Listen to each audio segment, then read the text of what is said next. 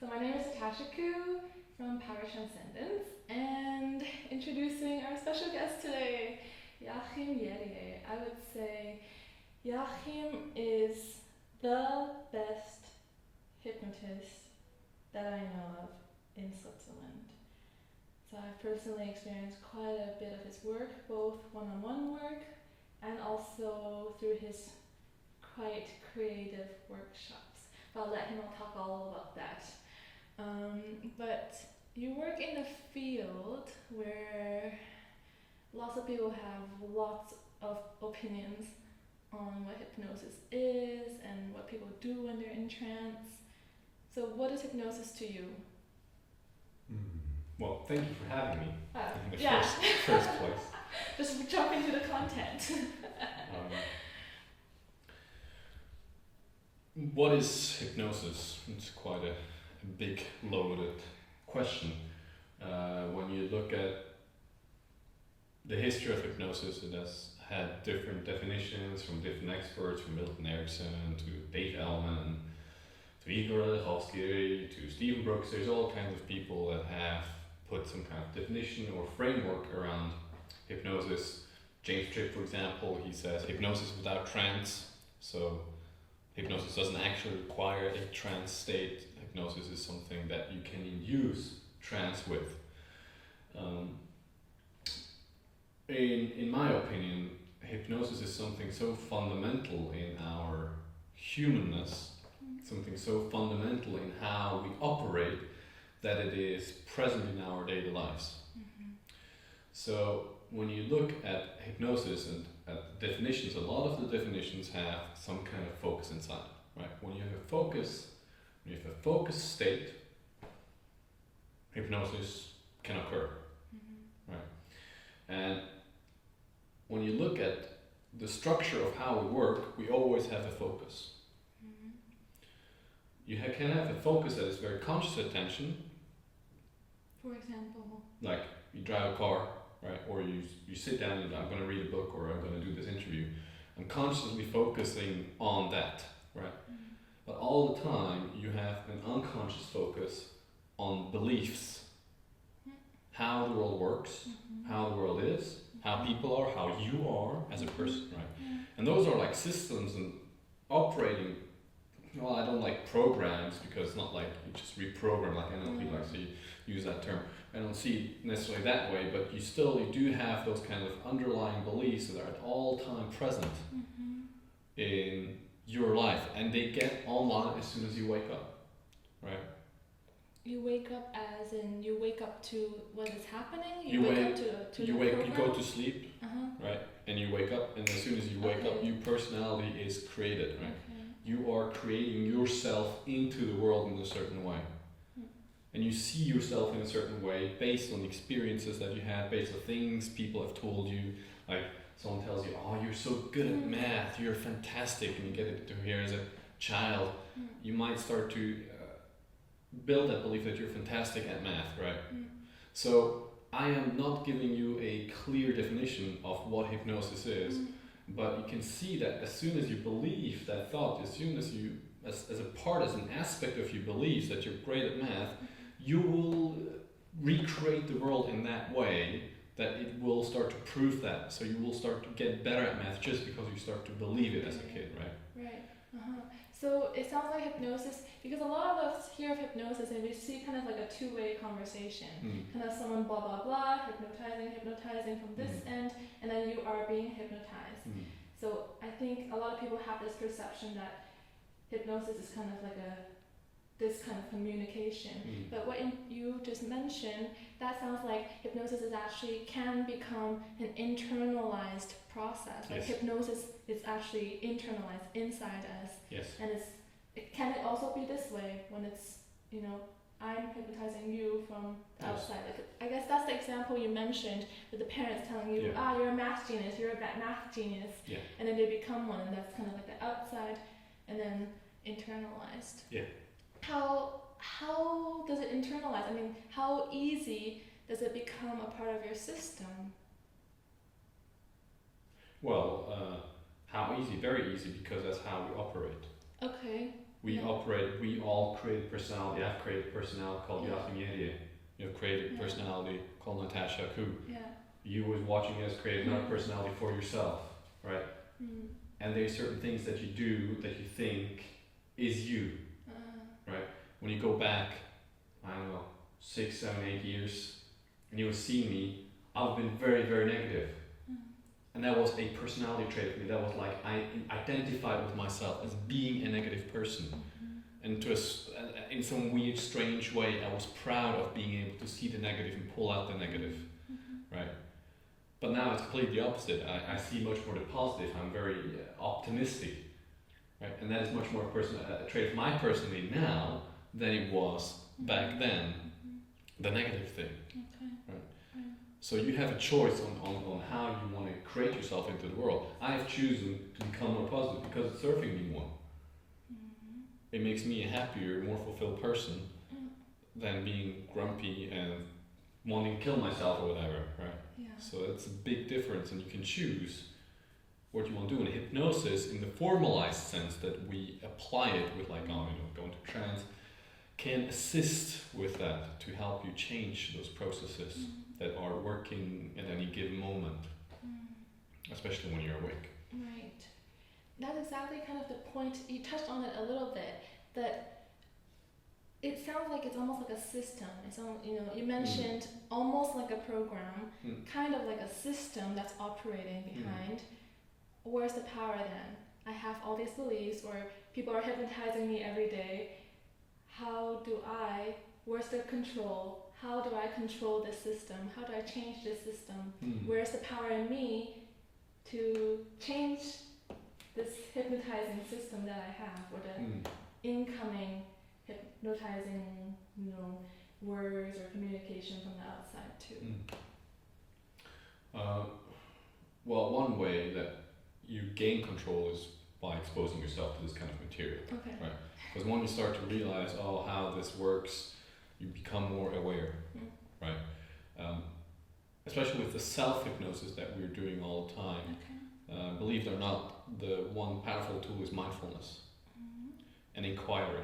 When you start to inquire into belief, because when you're mindful, what happens is that you're stepping back, right? You're stepping back from being in this kind of cycle of talking to yourself of emotions, to actually looking at that cycle and like, that's what's happening. And as soon as you do that, you are not identified with it anymore. So there, you can change it at that given point when you start to look at it. And when you have inquiry, to inquire into those beliefs and thoughts, you can start to see even more behind the illusion of those thoughts. Because we believe, and that's where the hypnosis is, we believe this is true. Anything that is given to us, or anything that's operating within us, sometimes we believe it's true. Not sometimes, we believe it's true. Yeah. When I was negative, I believed the world was a fucked up, negative, shitty place that is hopeless. It was not, it's just a point of view. I believe that is true. That is the truth, right? And you can believe that it is the truth, that the way you are operating is the only way that you can be in this world. Now, if you have a very positive attitude, where you're successful and you're happy and you're fulfilled, it's fantastic. It's a great, good hypnosis, right? When you're in the manic mindset of, I'm fucked up and I need to struggle and life is really hard, it's not a good mindset. Well, good. I mean, it's just not that useful. Good or bad, it doesn't matter. Maybe it's useful at some point. It's more the usefulness, like a piece of clothing. Is it serving me or not? But you believe it. You believe it's true. That when you believe in something and you believe that things are true, then that is your reality. That's pretty much the building blocks, this belief here, or hypnotizing yourself through this system here, and slowly that becomes your reality. And in some ways that is kind of your operating system, because that's where you come from, that's where, all the thoughts are processed through the system, and then you interact in the world. And then the world kind of sometimes interacts with you. according to how you react to it. So sometimes you get a knock or you get a good response depending on how you approach the world too, and kind of what operating system you're working with. That's really fascinating. So for people who are watching at home and say, oh geez, oh, my reality is built by, all these things. What are some things they can do? Because it sounds like hypnosis is extremely powerful. Yeah. And for those who, can see the mindfulness in things or are able to identify what is happening, it sounds like they can make a huge difference in their life. So what can the viewers at home do? Okay, so you can start meditating. Meditation Headspace.com, I think, is a site where you have 10 days, a trial, and you can do more mindfulness meditation, which is a useful thing because it's just 10 minutes a day that you can try it out. I don't get any commission, or you don't get any commission for saying this out here when I've just tried it out. The other thing is the work from Byron Katie. Just put it into Google. There's sheets. I think I've mentioned it already several times on YouTube. It's a very easy system that you can go through, which is more inquiry based, and where you can see, well, what is it actually that you're looking at. However, in the work, you do need a certain amount of stillness. You need a certain amount of the ability of kind of stepping back, right? Because if you're too over-identified, or if you're just intellectualizing yourself through the process, it's going to be very, very difficult, right? So those are two resources I definitely can recommend. Obviously, you can see a hypnotist. That is always an option, or even a coach as well, because they also look at belief structures and beliefs and what's useful and what's not useful with NLP, those kind of things. When you do that, make sure that you feel comfortable with the person, that it feels right. And because the trust, and it's a teamwork effort, is very important. It's not something that just the hypnotist does and it just happens and you're completely out of control. You are actually involved in this process as well. And that's why it's not just a program, because it's not just I'm rewriting a certain code and whatever. It has to fit into the organism, right? It has to be something that is true to you, or that you start to find as a truth, because you have maybe a different truth, but now you find this truth and actually it resonates more with you, right? So it's an organism, something holistic, and it's not something I just open up and I do a little bit snap here and put this and this in, and then it's done. That's what like a lot of hypnotists and NLP people like to portray, but it's not that easy. Sometimes it is. Some changes are really easy, very quick, and sometimes it does need a little bit more of modeling, of feeling into the person, what is right for them, and also getting the feedback from the person. Yeah, that's really really great content that you shared just there. So I will share the links below in the description of this video, so you can check it all out and do some homework yourself. Thank you very much for coming, and I think thanks for having me. You have such a huge landmine. No, that is not the wrong. Not landmine, just a mine, gold mine, the good one. Landmine. Yeah. Anyways, you have such a huge gold mine of information, of experiences, that I would love for you to come back again. So, and to expand on anything else that we can integrate at home, Sure. Especially if you go and do the work and you start meditating and looking further and deeper into mindfulness, maybe then you will come back with questions that Jáchym can answer. So this sounds like fun. Yeah, just one more thing I wanted to share is affirmations, because that's a lot of things tried it out, like, oh, I'm strong and I'm healthy and this kind of thing. And affirmations, and the issue is with the affirmation often that you kind of hit that critical factor, the thing that keeps that belief system in place. And that's where hypnosis is actually really good, is that you learn to bypass this kind of critical factor. And that's also when you do conversational hypnosis, that you're bypassing that kind of critical factor a little bit, so you can change the blueprint that you have inside. Okay, what do you mean by conversational hypnosis? that you use the principles that are taught by traditional hypnosis and you use it in the conversation. Okay. That's what is conversational hypnosis. It's a very big field and it really enhances any kind of communication that you have. Mm-hmm. So with the affirmation, a lot of times they don't work because we're hitting that kind of resistance inside of us. And you can imagine it's like a movie. So for example, James Bond, right? There's scenes that seem unrealistic, right? Now there's two kinds of people.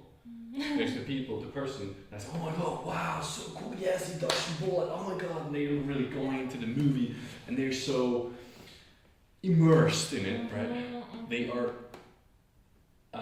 suspending disbelief. Okay? They're suspending disbelief. And there's the other kind of person who's like, oh my god, are you serious? Cool, that's so not true. Right?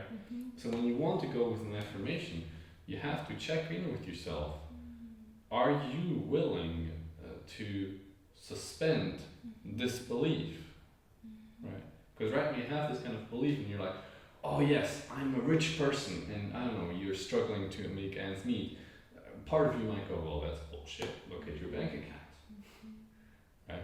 So it's the energy that you bring inside and this kind of really going for it, like, oh yes, where you suspend the disbelief and you just go for it, right? You go for it. And that's when the affirmation actually can start to take hold.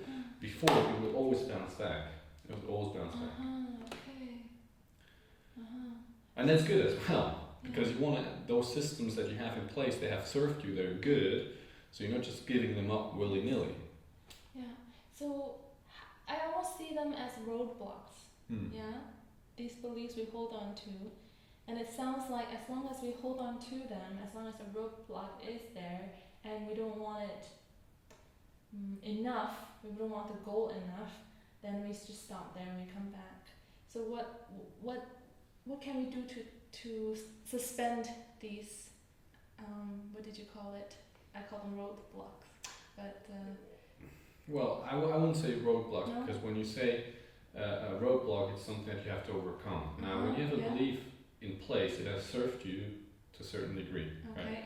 So depending on where you want to go, it is actually something that's serving is very useful. Otherwise, you won't have this kind of belief. Yes, like at some point it was serving a purpose until some time period it was doing something so for you. So it is not a roadblock when you look from that perspective. Now, when you want to achieve something else and you're going there and you're realizing, well, that belief is keeping me from actually realizing what I want to achieve, then it becomes like a roadblock. But it is not a roadblock, it's just something left over from the past that you want to change. Right? And one part of suspending it is, first of all, checking within yourself, what is the smallest step, what is the smallest affirmation, if you want to go for affirmations, that you believe yourself. That you be like, yeah, I can do that. Chunk it down instead of saying, well, I'm super rich, I have millions at home. Okay, so you start off, would you say testing? Yeah, check in with yourself. Yeah, check in, testing the affirmations that you, sorry, not affirmations, the affirmations, suggestions, the suggestions, the affirmations little by little until you get to the big dream, but you start off with that and you just go for it. You say it and you believe it. So you have to check within yourself, where is that point where you just don't believe it? Even if you try, you just can't get there. Like maybe when you watch a James Bond movie and there were certain scenes where like, this is just completely ridiculous. I can't get myself to believe that. Right? Okay. So that is too much. Okay. So step back. What is the thing? Maybe if he dodges the bullet, well, maybe I can. That's enough. Or maybe if he's fighting and stuff, oh, maybe I can believe that. Right? So what is that you can believe, and you go for it, and you are like a theater actor, right? Where you suspend it just for that moment, just suspend it, and you go for it, and you're like, yes. Believe that. Okay. We went through this relatively quickly with theory, with metaphors, with all this mumbo jumbo as we described it.